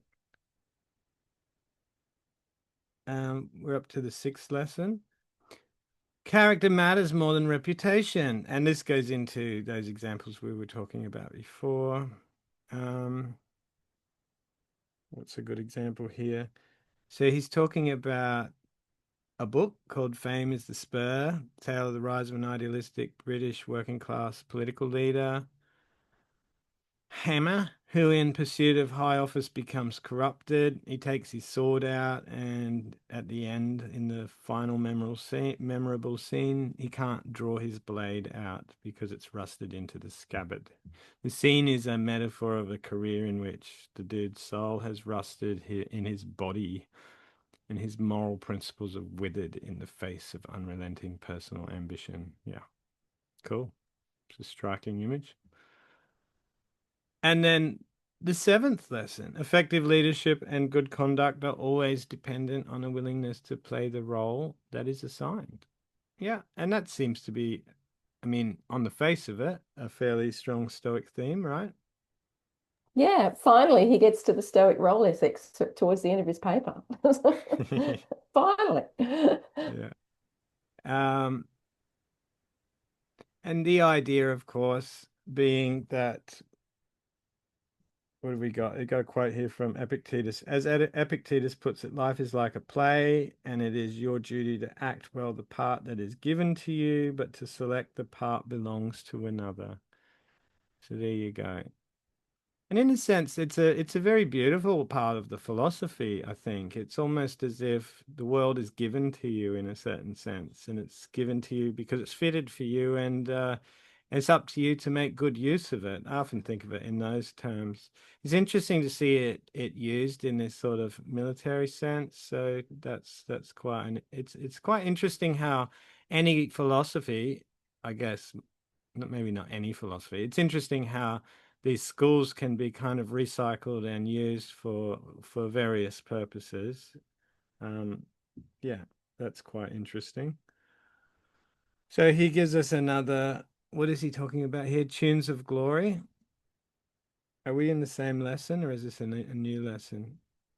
Oh, yes. Well, this is the one about the Scottish Highland Regiment, where Major Jock Sinclair, if you don't remember, and apparently he's a bit washed up, and he's a hard drinking and boorish kind of dude, which masquerades as manliness.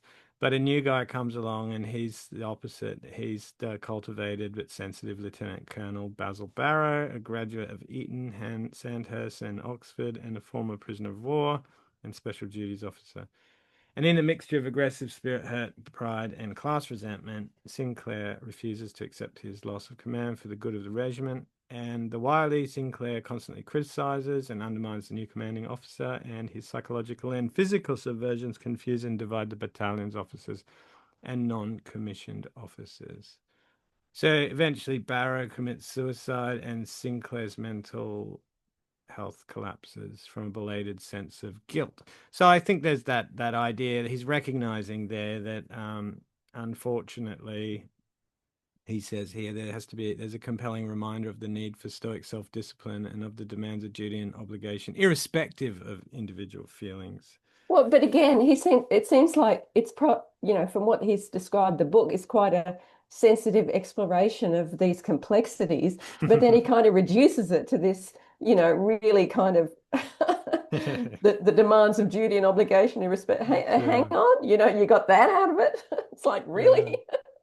Yeah. I mean, it sounds like the book is a really complex exploration, but he seems to summarize it in this kind of fairly banal way. One kind of cool thing I got from reading this too is these books sound really interesting. I thought, oh, that sounds like a good read. Okay. An eighth and final Stoic lesson concerns the question of suffering and where the line of goodness may be found in life. And he's going to talk a bit about, is this where he's talking about the Gulag Archipelago, Solzhenitsyn? One of the greatest pieces of 20th century writing is about nourishment of the soul in this chapter in the midst of despair and hardship. The Russian dissident writes of how misfortune may become the raw material from which the soul ripens from suffering. And yeah, this is a fairly strong Stoic kind of theme. In the Ascent, Solzhenitsyn, despite years of dehumanization in the Soviet prison system, reaches a Stoic consciousness about the essential individual nature of good and evil and the power of personal revelation. Okay. He accepts that while it is impossible to expel evil from the world in its entirety, this is an interesting idea. It is possible to constrict it within each person by an awakening of omniscience from a self-knowledge of good that is born out of suffering. That's such a weird framing, isn't it? An awakening of omniscience. Anyway. So he was laying there in the rotting straw, and he sensed within himself the first stirrings of good. Gradually it was disclosed to me that the line separating good and evil passes not between states, nor between classes, nor between political parties, but right through every human heart, through all human hearts. Since then I have come to understand the truth of all the religions of the world. They struggle with the evil inside a human being, inside every human being. Yeah, it's great. Yeah, so just to interrupt, that has nothing to do with Stoicism. It's a very Christian kind of notion. Not to imply any disrespect towards Solzhenitsyn, because he was one of the great figures of the 20th century in all sorts of ways, but really to identify Solzhenitsyn's particular journey of Stoicism is to misunderstand Solzhenitsyn and to misunderstand Stoicism yet again. Yes. But on the other hand, it's a familiar theme in Stoicism. I can remember Seneca saying something like, when the person is being, I can't even remember if it was torture, subjected to something that was causing them great distress, potentially, the mind turns itself towards the cause of the distress, the cause of the trouble. And so for a virtuous person, they're in trouble because of some virtuous action they took. So therefore the mind turns towards the virtue and therefore doesn't suffer as a result. So, there's this kind of idea that is really here. Yeah, although, but again, to take a Stoic perspective, in the Socratic tradition, for someone in the Stoic Socratic tradition, the torturer, and again, someone like Seneca would have seen this in real life, in real time. The torturer is inflicting on the other person something that they do that because they don't understand good and evil. It's not because they themselves are evil. And this is where the difference in Christianity comes in. For Christians, people are inherently have a tendency to evil. And that's where Solzhenitsyn's coming from. And that's how he looked at it. But from a Socratic Stoic perspective, the torturer just has a wrong idea. They are just mistaken. And so it's actually more of a positive view of humanity than Solzhenitsyn would have had. So this is where it's important to have these distinctions, and where, for example, this author has not. I agree. I'm going to play devil's advocate a bit, though, and say, however, ignorance is the only evil and wisdom is the only good. So there's the idea that the misuse of knowledge is actually evil and is within each of us in a certain kind of sense. So potentially, could go that way. So 7 moral choices from Stoicism. All right, look, I'm tempted to say maybe we should wrap it up. It's kind of more of the same, right? We'll have a quick we'll just summarize what he says. Okay, so what's the first one? The first of these choices, deciding the kind of military professional you want to be. Okay, so well, I think we've covered that a lot. He gives another example from a book. There's the Stoic Sam Damon, and then there's the Epicurean guy who's got a great name, by the way, Courtney Massingale. um, and unfortunately, Massingale's unscrupulous careerism, a careerism symbolized by insouciant charm and great verbal facility, and propelled, I like this sentence, by an astonishing intellectual prowess like some jeweled sword. Yeah. So we see what a problem Massingale is for the Stoic daemon. And his careerism is really bad for the military, basically. And yeah, that's probably a real issue, right? Sure it is. The second moral choice that will confront many Western officers is the substance of officership as a choice. Is the substance of officership as a choice between a quest for status and search for real achievement. And again, that's that Air Force colonel I was talking about, John Boyd, who people thought he was a bit of a dick, but he was actually really clever and had some great strategic ideas. And the comment made here is that in the second decade of the 21st century, those who opposed and impeded Boyd's careers are forgotten men, while his influence permeates advanced military doctrine throughout the West. So it's about being a doing man and not just being a yes man, basically. So the third moral choice involves the need to resist the corrosive influence on the warrior spirit of bureaucratization. Bloody bureaucratization. And so Gall, if that's how you say his name, once wrote, the true combat officer must always keep his intellect focused on the art of war and resist the intrusion of bureaucratic politics, for only through a dedicated pursuit of military philosophy will an edge be given to the sword. Okay, and then again, just to interject here, Yes. which I've done a lot tonight. Interject Um, away.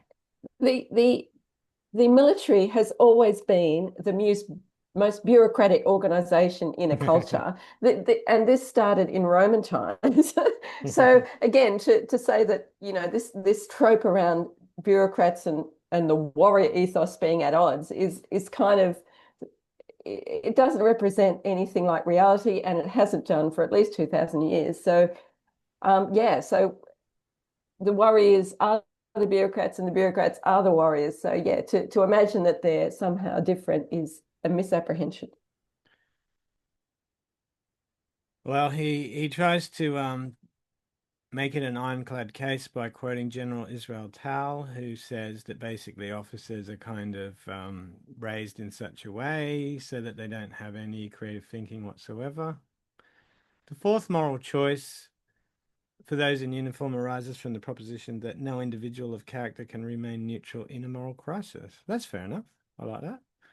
And there's kind of some pretty cool anecdote here about Winston Churchill, during which, in stoic-like grandeur, he waged a lonely crusade to warn the British people about the mortal threat that growing Nazi power posed to Western civilization.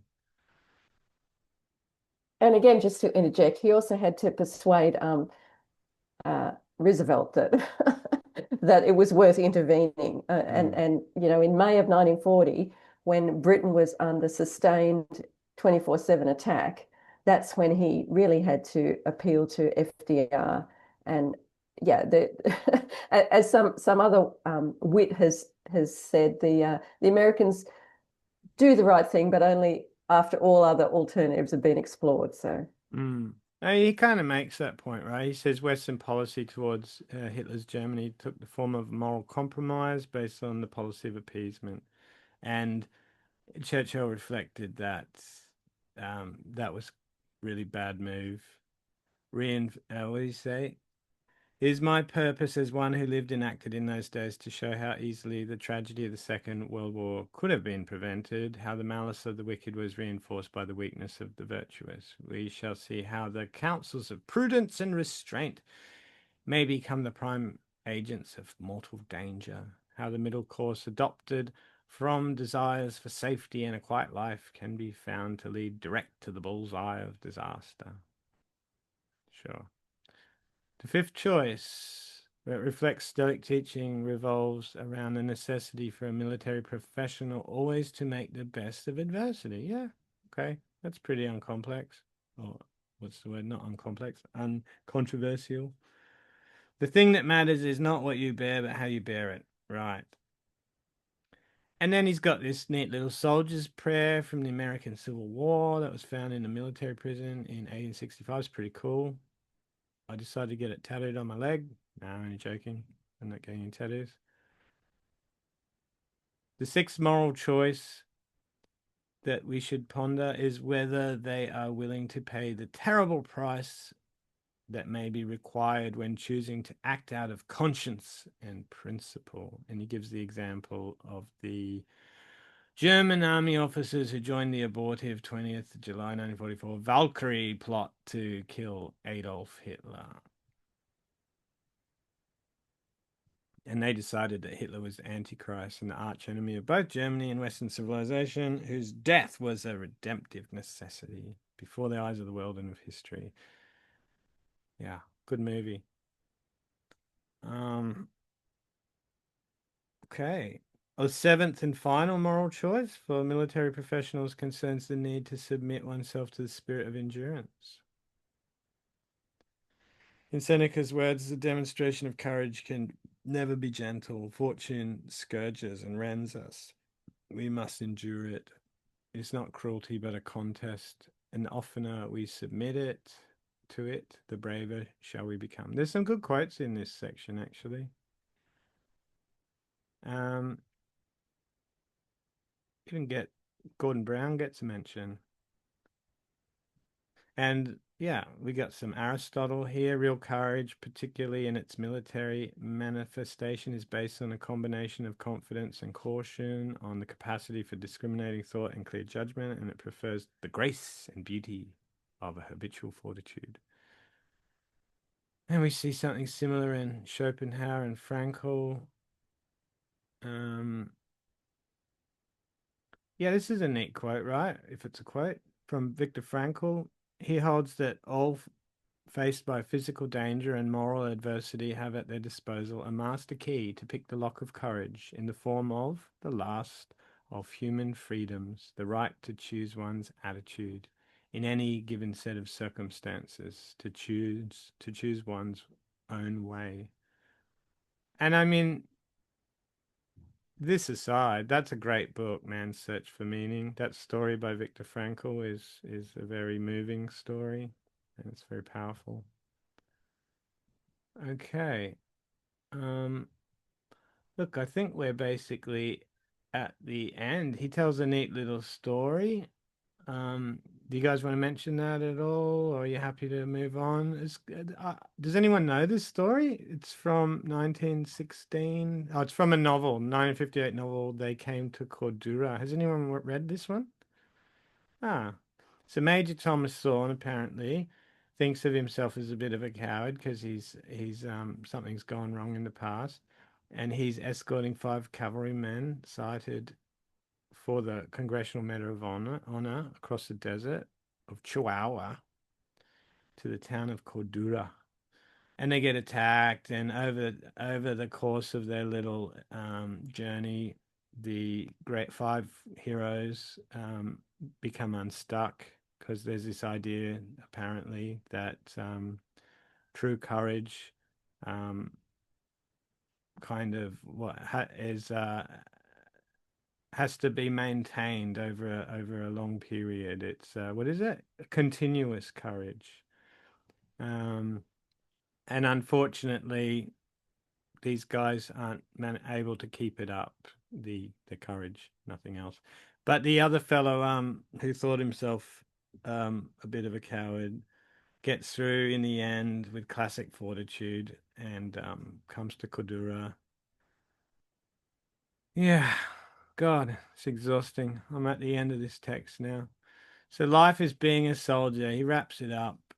As the ancient Stoic thinkers teach us, what truly does count is the nature of life itself as an unending form of warfare that must be confronted and mastered if one is to overcome fortune and fate. While we can never insulate ourselves from misfortune, tragedy, or suffering, Stoicism, a philosophy of resolution that spans the ages, seeks to make its adherents captains of the soul, building inner citadels of character, rational thought, and moral values. The Stoic journey is one of rigor and self-discipline. It demands a regime of constant self-improvement, does not promise a life of comfort or ease, and one can expect to become only a reasonable archetype of the successful Stoic, since perfect wisdom and complete equanimity are unreached ideals. It's interesting how if you take a particular metaphor at the base of your unpacking, you arrive at some really particular what's the word? Points of tension or stress. That's why I really, in doing therapy with clients and thinking about Stoicism, I like the idea of an organism because it's so much more cooperative and gentle and has themes of growth and enhancement and ongoing striving. And if if you join that with the idea of a living, harmonious cosmos, it creates a kind of picture in the mind of a philosophical school that's very natural and gentle and fertile. It has all these lovely kind of growing mini metaphors embedded in it. But if you do the soldier one, it's all about hardship and resilience and disappointments and you know, fencing off your emotions. So what did you guys think in conclusion? We'll wrap it up. Got 1 minute left.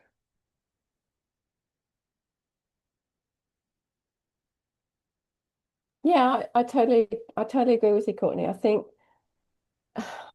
and honestly, I don't know why someone would write an article recommending Stoicism as a way of life, I guess, without seeing it in its entirety, without taking account of the physics, without taking account of the cosmology, and seeing humans as integrally and causally linked with all other elements in the cosmos, because that, I mean, it doesn't necessarily solve all the kind of the tensions around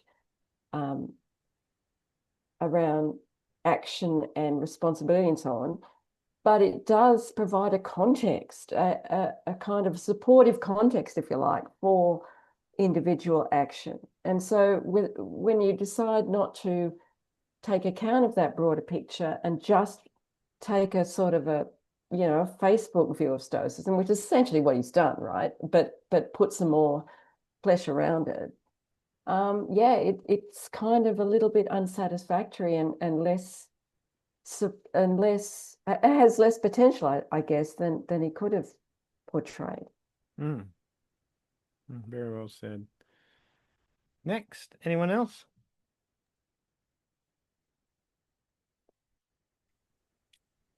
I might just say I've really enjoyed the discussion. It's a complex and really sort of sensitive topic, really, or many topics that we've discussed, but I did enjoy reading it, and I do think that maybe it might inspire soldiers or people in the military to do a bit more research. It might just pique their interest into hopefully getting into the primary text, or even some like Viktor Frankl, like, what a great book, not a Stoic, but like he's hit some pretty heavyweight authors' concepts in being very broad in his approach. I suppose that's the strength of it, that it might inspire people to go down their own rabbit holes and get something from that, which is probably where a lot of the value might lie as well, continuing on with it.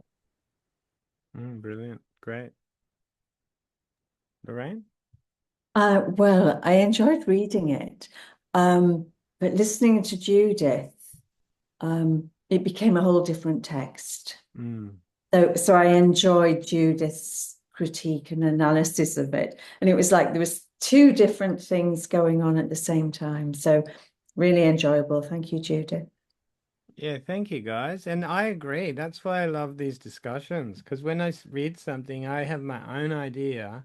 And then when I talk about it with people, my idea shifts completely, just totally changes. And that's the power of having wonderfully intelligent and sensitive and thoughtful friends and doing that dialectical spiritual experience together. It's beautiful. It's wonderful. And look, surrounded by wonderful women again. All the men have gone. I just think, the more I spend in time in groups like this, it's the ladies that have got all the brains. So thanks very much for coming along. It's awesome. Lucky you, Courtney. All the men will be jealous. You'll have to kind of, try and lure them in somehow. So yeah, there's lots of women. I think they're intimidated by you guys. Oh, no way. No. No, it's great. I think it's wonderful. Thank you. And Thanks. have a great weekend, guys. And I think we just threw out a few ideas for what to read next. We'll just text each other back and forward and we'll sort out the next one for a fortnight. Yeah. Okay, guys. Have a great one. See ya. Oh, I'll hit end.